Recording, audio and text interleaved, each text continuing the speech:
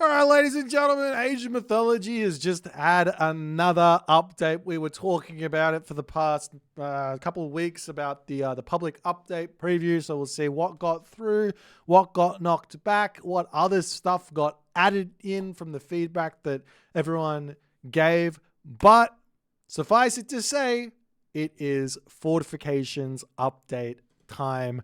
So let's check it out. We're going to take a read through. I'm going to give you some reactions to this. I'll give you my take on what I think is going to be strong, what I think is going to be weak. It's all going to be guesses at this stage. I didn't really get to play a whole bunch on the public update preview. However, welcome, heroes, to another exciting update for Age of Mythology Retold, loaded with goodies, and we're excited for everyone to get their hands on and experience these changes. In addition to the fortifications changes, there is a new game speed toggle available, difficulty balance tweaks made to the Fall of the Trident campaign, and more.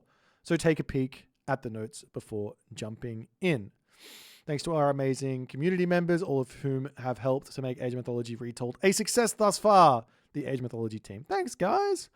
Alrighty, build spotlight. Fortifications game pacing update. As a new gameplay evolution to improve defensive options, we bring you a Fortifications update. This has been on the dev to-do list for some time, and we're excited for the community to try it. Please share your thoughts on the forums. We'll be looking out for them.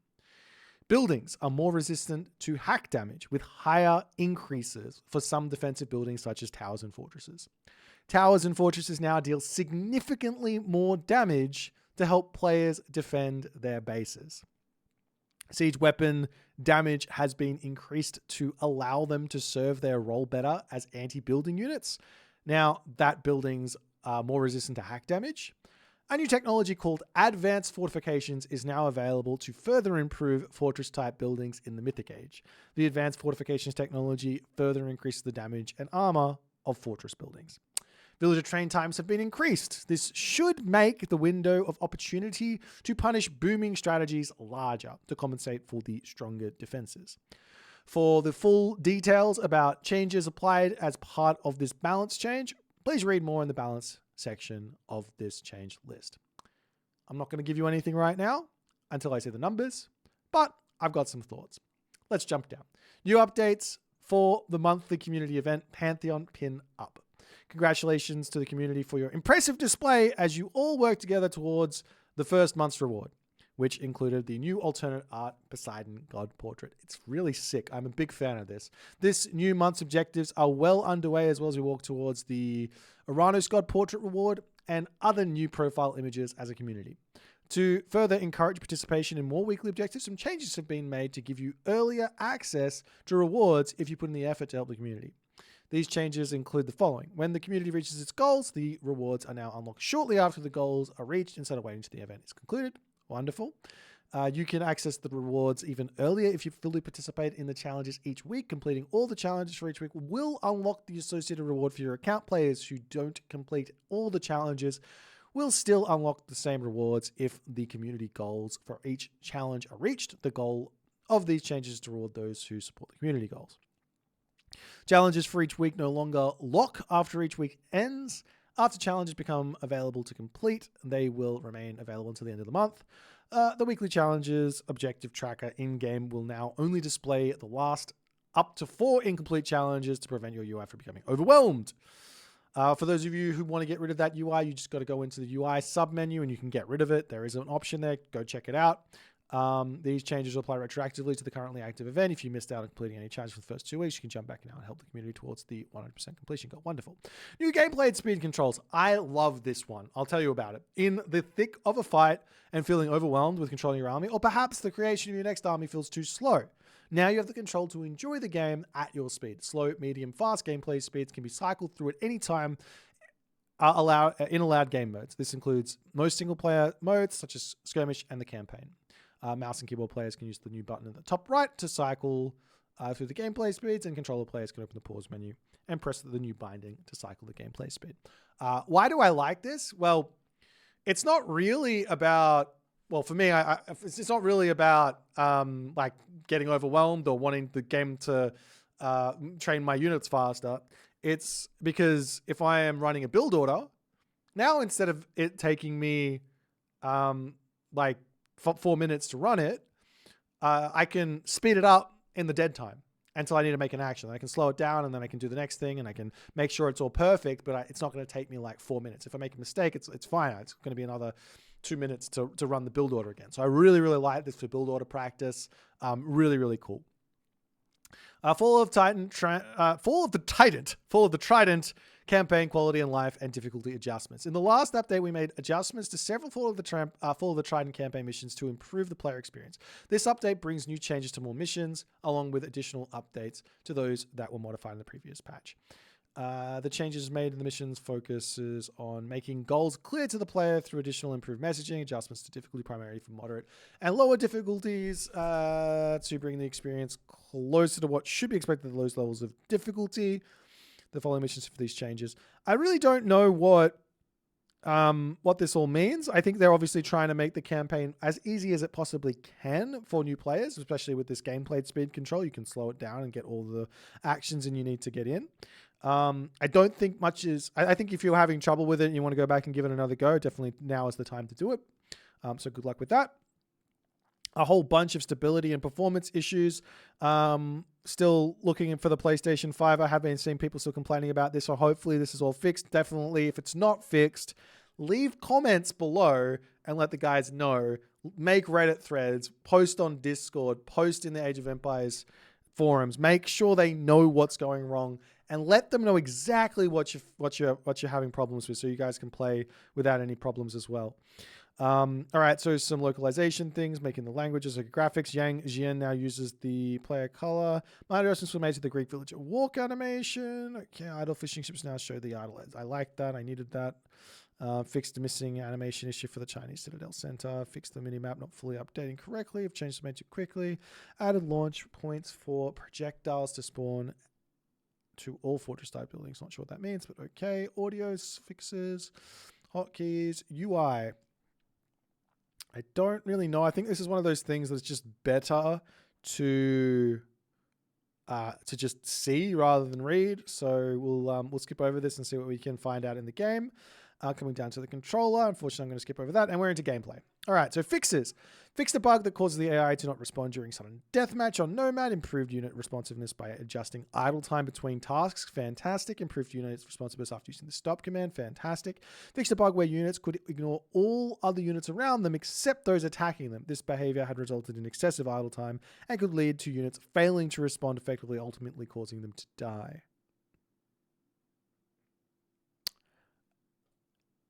Forest fire.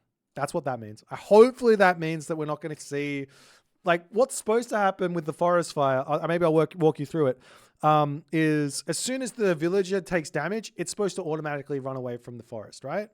What was happening is the tree would automatically die when the forest fire was clicked, and then the villagers would go into a wood chopping animation to hit the next tree, because that tree is still there. And for whatever reason, during that animation, the villagers would not react to getting attacked. Thus, you would lose all your villagers to forest fire. So I think this fixes the potency of forest fire early game against the villagers. We'll see if there's any changes to forest fire a little bit later. But if it does fix it, then that's great. Reduce frequency of wandering for units flagged as allowed to wander while idle. Various fixes for pathfinding behavior include... situation, yada. Pathfinding fixes, hopefully there's nothing breaks. Fixed a bug that caused unit groups to sometimes become stuck on buildings. Fixed a case where units could twitch when commanded.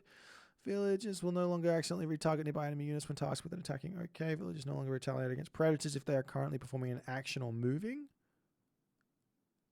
Okay, that's good. This was annoying. Keep going on. Yada, rock, and anything here. Villager priority system. Unfortunately, I don't care. Has anyone used the villager priority system? I haven't tried it. Obviously, I want to play the game. I don't want the game to play for me, but I know that this is really, really good for some casuals. Are you guys enjoying it? Let me know. Yada. I'm not sure. Caravans will now head to their intended town center after training if their market's original town center target was destroyed and then rebuilt. Fantastic. That's... Geo units granted from using a cheat. Okay. Fixed a bug that caused units to sometimes gather from suboptimal trees. Hallelujah. The Qualfu is now going to do some nice stuff. What a time to be alive. And now we come to where, at the 10-minute mark perfectly, where we talk balance. Deathmatch. China favor rate multiplier reduced from 1.5 to 1.2x. China, for whatever reason, I don't know if you guys play Deathmatch. Apparently, I haven't played any of it. Apparently, China is just absolutely busted there. From what I've heard. So yeah, trying to make that a little bit more balanced is always good. Okay, so now we see units, villages, train time, see specific cultures. It's all going to be 15 to 18 seconds. So this villager train time change is coming through. Fishing ships, caravans, gold gather rate increase. Let's talk about this. What does this mean? So first and foremost, I'm going to touch on the gold gather rate increase for caravans. What this means is you're not going to be strapped for resources in the late game. That's what it means. This is a pretty big buff on something that I thought was at a very nice level. The reason I thought it was at a nice level was if you're constantly fighting, you're not going to be able to keep yourself at full pop. You're going to keep spamming units out, spending all your resources, and same with your opponent, right? So there's going to be some push and pull there. If you wait, you build up an army, you take a big fight, you lose everything, you're not going to be able to get back to full pop straight away. If you take a big fight against someone else, take that fight, and then all of a sudden the other player wins that fight, say they win with like 50% of their units remaining and you don't, now you get to push forward, you get a little bit of time before your opponent's able to get units back on the map. What I think is going to happen here is that with this caravan change, we're going to see, I know it might not look like a lot, but 0.7 to 0.8, when you've got 60 caravans, that's a big difference in terms of usable gold. What I think is going to happen is those big fights are going to die. We're just going to be spamming units into each other, and you're going to have to find other avenues to get extra map control. So that's going to be getting walls set up, siege pushes onto side locations, taking those positions with fortresses, towers, and trying to just maneuver around with villages rather than with army. I think because the army is just going to be matching each other or whatever is my guess. It's a guess. Villager train time. Okay, this is a big change. I got to ask you the question right now. Do you want build orders? If you want build orders, I'm going to put a poll out as to how you want them. But what do you want with the build order? Do you want like one for each civ, where I give a simple build order to get you the classical age, I give you a simple build order to get you a second talent center, give you a simple build order to maybe start spamming units out, right? That's basically the simple stuff. Or, I mean, I can't really do a more detailed one, unfortunately. Maybe I'll do those for the Patreon, but those are the ones. Do you want them all in one package, or do you want a whole bunch of different videos? Let me know what you guys really want for build orders here, because things are different now. Okay, so poison and bleeding damage over time no longer works in siege weapons. I love this. This is the stupidest. I love this change. This is the stupidest thing. You had like a peltast, which would deal 0 damage basically without shafts of plague. As soon as you get shafts of plague, all of a sudden the siege tower dies to 10 peltast, and I go in like 50 seconds. I'm like, hello, what has happened? That's a 500 HP siege weapon. Why is it dead in 50 seconds to 10 peltast? Doesn't make any sense. All right, so Titan bonus damage versus buildings has been increased, so the Titan's going to be able to break through the buildings a little bit easier. Myth units have also had their crush damage increased. All right, so here's all the numbers. Hack damage increased from 30% to 40%. Repair rate reduced from 5. I like this. This is really good here. This was something I was complaining about. I think this was kind of cooked. It was really, really, really, really difficult to break through anything. So we'll see if that's going to be enough. Wall repair rate also reduced.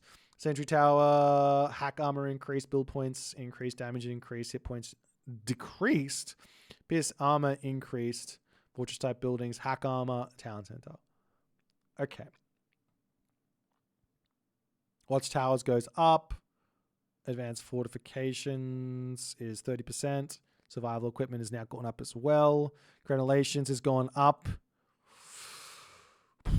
Okay. My guess for this patch, I think Egyptian is going to be unstoppable. I think Egyptian's going to be really, really strong from these changes. I don't see how they can't be. The only thing slowing them down is their pushing power for maybe a Greek player to get to their late game, because it's going to be tough to like kill people off, right? It's going to be tough to like get people to actually lose a game. I think if you get into like the middle game, you're probably still going to have some like early game exits where you die on a second gold mine. That's probably still going to happen. I don't see that this changes that. I think that still exists. But maybe to a lesser degree, maybe you can put some towers down. I don't know how good it is. If we get like a little bit into the numbers here, 8 pierce is 16 damage per second on a watchtower. 16 damage per second is roughly equal to, I would say, 5 population of Toxote. So 1 tower for 5 population of Toxote. It's a lot. So, but it is killable. Only 600 HP. But yeah, we'll see.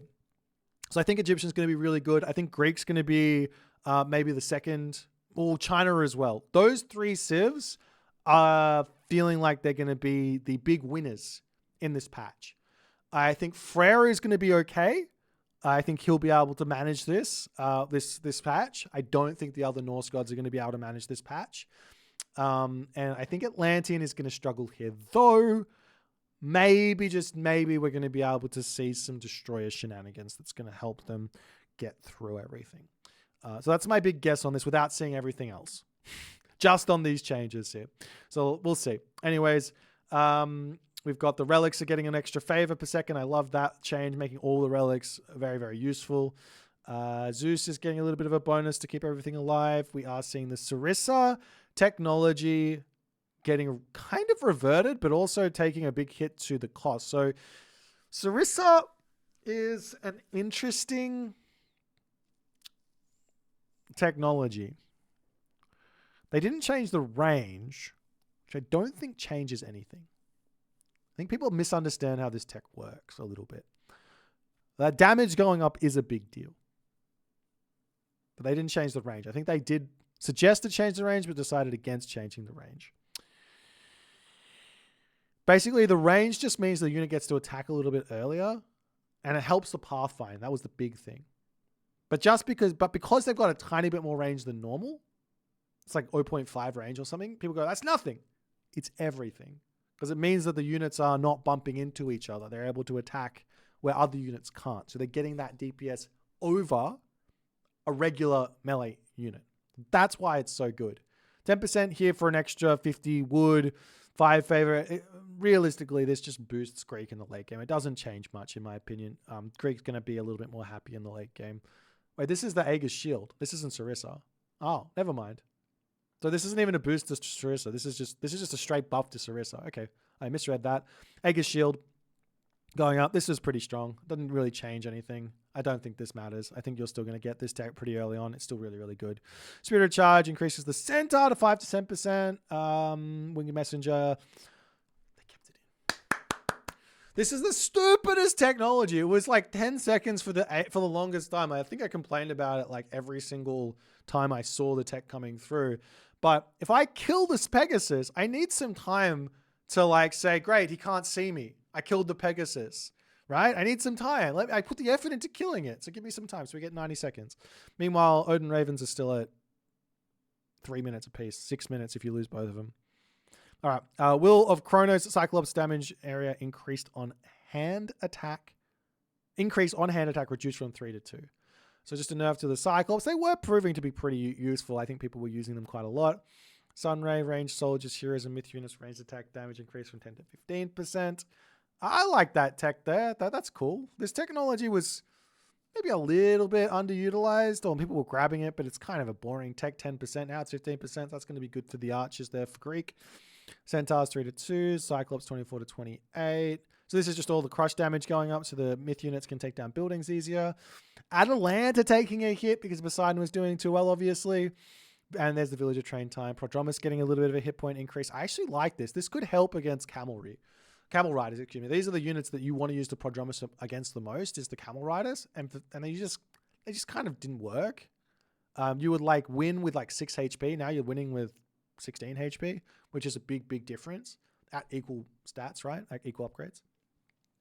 So yeah, this could be enough to help the Prodromus actually beat those camel riders and force the Egyptian player off of a Migdall army and have to make them have to use spearmen, which could be good. Myrmidon getting a hit point increase. I like that. I think the Myrmidons, I don't know, man. It's just such a hard unit to build. I've already got hoplites. They're fast as Zeus, 4.9 speed. The Myrmidon's 4.3 speed or something. It's just a hard unit to use. It's good. The stats are great. It's just too slow. And that's the problem because it dies before it gets that damage off in real fights. Okay, so Gastrophedes getting a bigger bolt building bonus because they need to, because the building's getting stronger. Triremes, everything getting extra hit points. Greeks have been proving to be dominant on water due to their powerful 10% increased hit points, so bringing them to 5%. Okay, so nerf to Greek. They were being successful on water, but it wasn't the ships. They are strong because of different reasons, I think. We'll see what happens with Egyptians. Egyptians are the other ones that are dominating on Mediterranean. Okay, so the Petropolis gets boosted. Fortress get boosted, so it's up to 3,000 HP, 15 Pierce, 135. It takes longer to build the fortresses, but 15 Pierce. So this is... You have to remember that this is 3 arrows. So it's doing 45 Pierce damage per shot. I think that's per second as well. So if you put this into the perspective of how much damage is this actually, I could be wrong on this. I could be misreading this completely. 45. So now we've got a Toxotes. Let's just call it a fully upgraded Toxotes, about 10 to 11. I can't remember exactly. Let's just call it 10 pierce damage a second. That's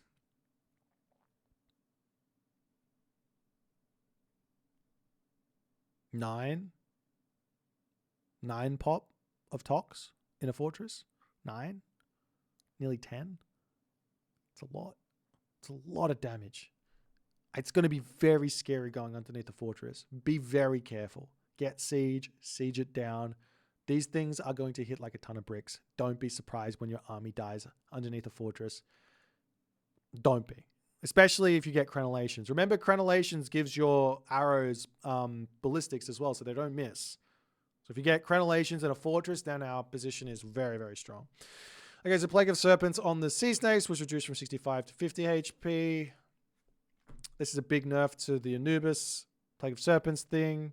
It was very dominant. Probably is still dominant. I don't know what the answer is for this.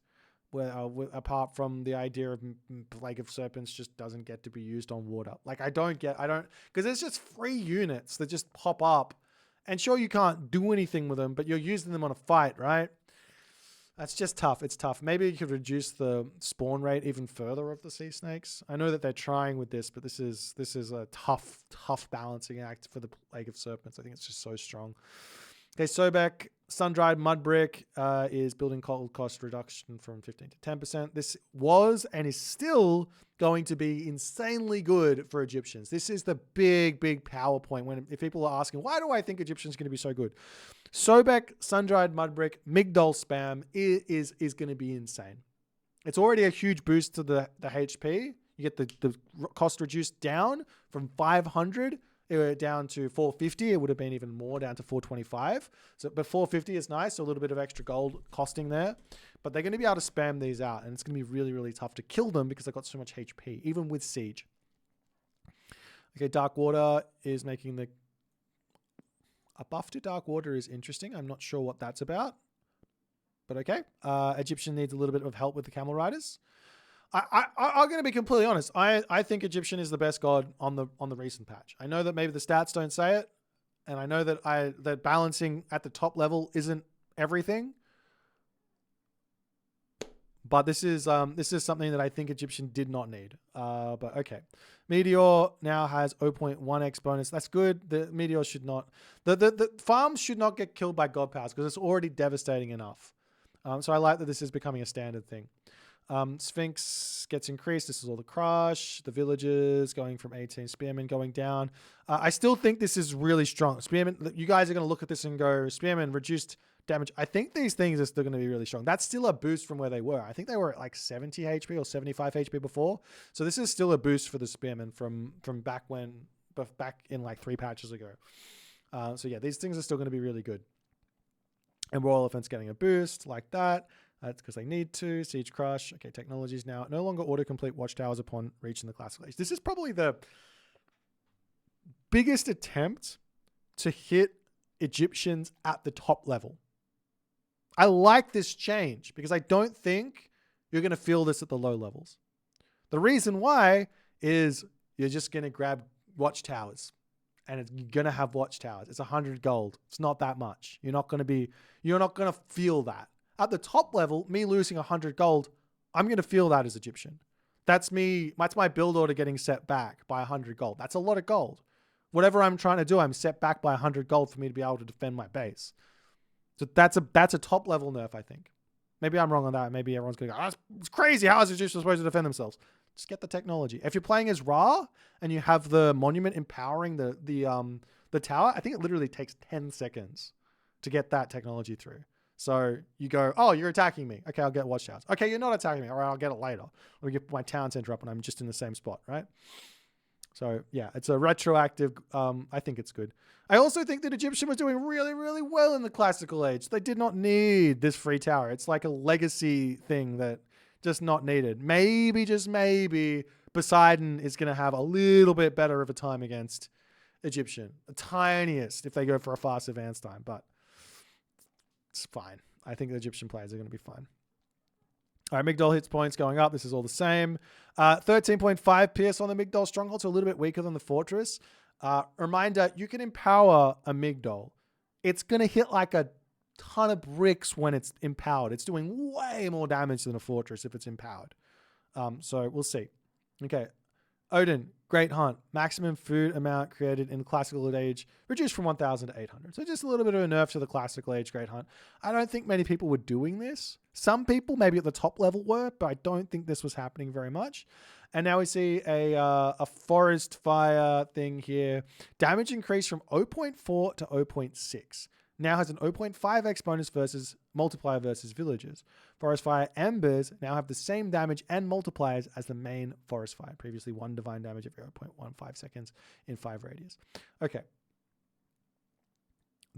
While I think maybe the pathfinding fix for the villagers fixed forest fire, I love this change. If you trap the villagers on the tree with a good raid, they're all going to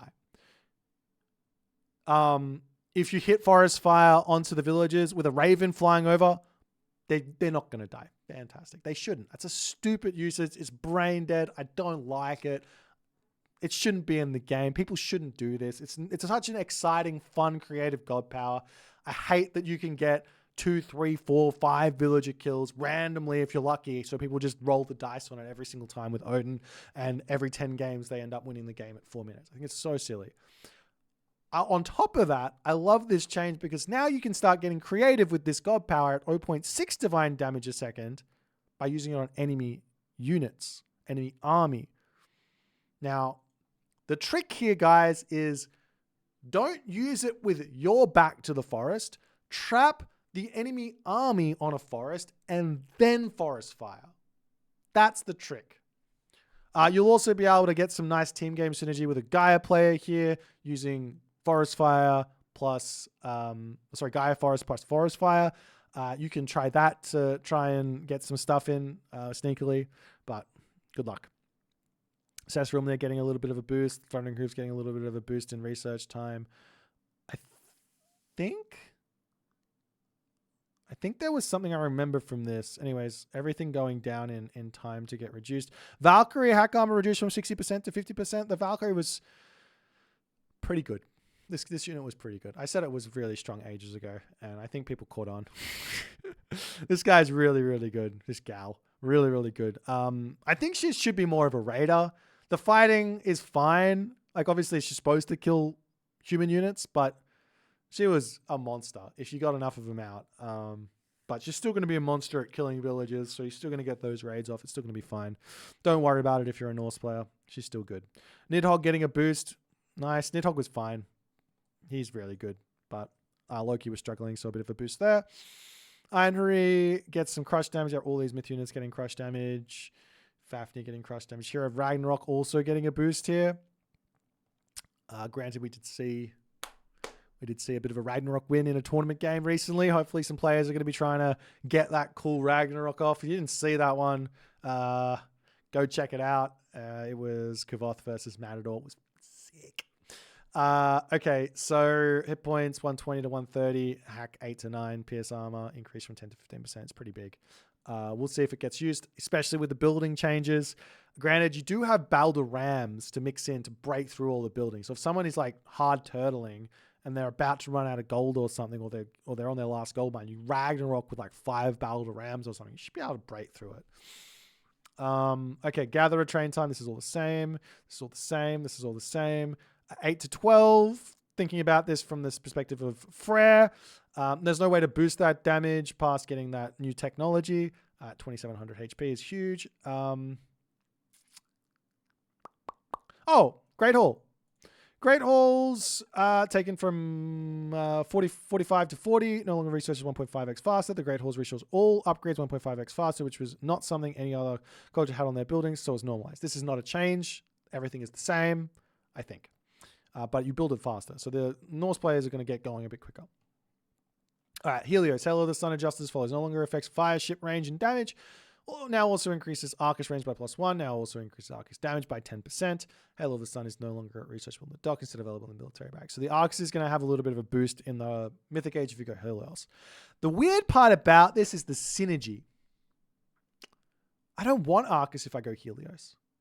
My main combo, the thing that I think is great with Helios is full army. Okay, I'll give you it. I'll give you it straight up.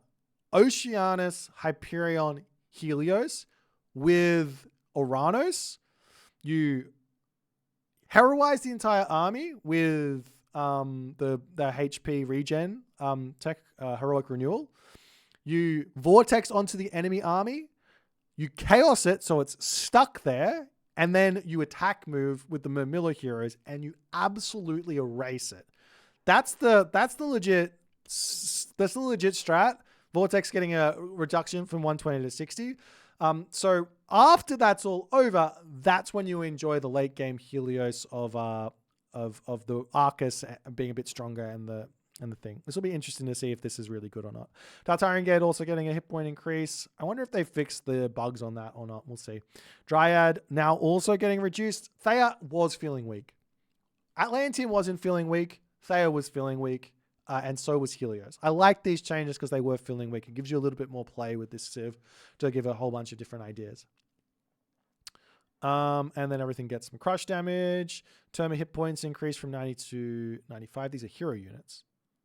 Okay, because all of these getting some extra HP as well. So the Turma going from 80 to 85. I think the problem for maybe the average gamer is that it's already hard enough to micro counter archers onto regular archers, right? For the average gamer. With the Turma, if you were to just do what you did with the Peltas, which is click your Turma or click your counter archers and then shift click over on the archers, the Turma will frontline. They'll run forward and they'll frontline unless you've got champion upgrades for the Turma. They will frontline and they will be right in front of Camel Riders, or they'll be right in front of Hoplites, or they'll be right in front of Mermillo, and they're just going to get erased, right? So a little bit of extra HP means they're going to get a couple more shots off before they get erased. The way to use this unit is to micro it much, much more. Every time you shoot, you run. That way that if your opponent is trying to kill them off with like Hoplites, for example, they're not going to be able to do it as easily. Okay, Destroyer is getting a build time decrease. Okay, I get it. This is good. This is good because I think the worry is that Atlantean's going to struggle a bit. So maybe I'll take back what I said at the start. You can get some Destroyer action going on. These are really good. I think they're underutilized and they're insanely strong. Okay. Fnatic also becoming a bit stronger here as well. Similar to what they did with the Myrmidon. I do think the problem with these things is survivability, so a bit of hit points is good. We'll see if they're going to be overbearing or if they're going to be average or if they're going to be usable or not usable, etc. Fire Siphon also going up. Barims. We are pivoting the Atlantean movement speed bonus into an attack range bonus, which should be a bit more impactful in combat. I get it, but this is what is fun about Atlantean on like Midgard is the speed of those ships. I get it, but this is obviously a better change. These are going to be great. I like this change because it's going to mean that Atlantean should have a little bit more play on Mediterranean. But you lose that fun part about running around the map really quickly on Midgard. I don't know how many people are doing it or not, so maybe that's not so much fun. Okay, and then we see the Mirror Tower not forgotten. Palace also increased, and now over to Fushi. Building and placement cost discount reduced from 50% to 25%. I'm a bit confused on this.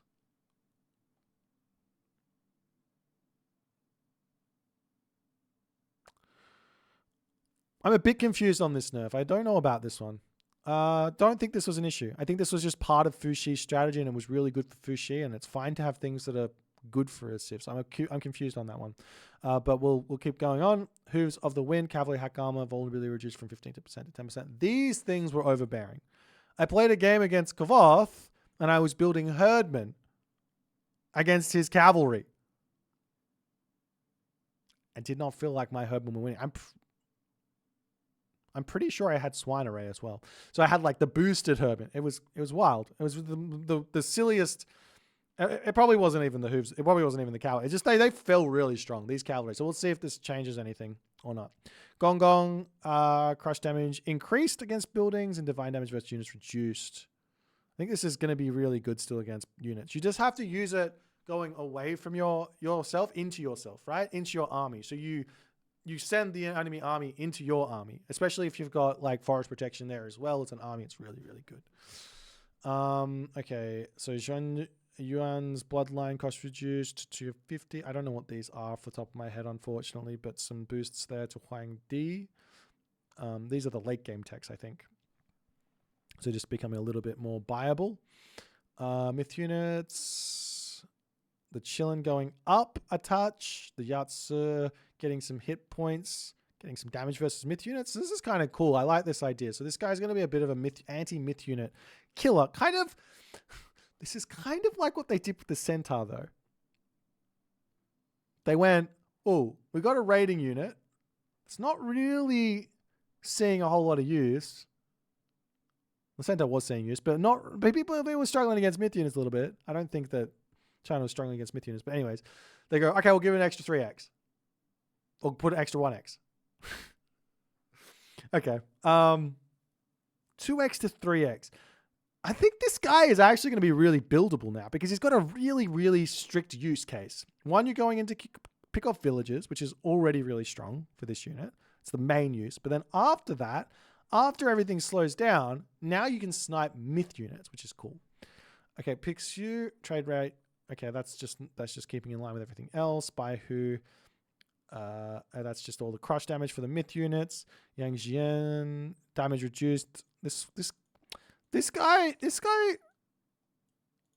just can't get it right with this guy. He's so strong. Wenzong as well. This guy was so strong. Down to 500 HP, but his armor is gigantic. You look at Bellerophon, he's like 850 HP or something. You look at their stats and compare the effective HP, and it's like Wenzong is like, he's up there. Okay, same thing with the villagers. Dao Swordsman, Fire Archer. Ooh, Dao Swordsman with extra HP. Fire Archer, 16 to 12. Fire Archers now have their range increased by +1 for medium, heavy, and champion. Hack armor increased from 10 to 25%. PS armor reduced from 15% to 10%. That's kind of wild.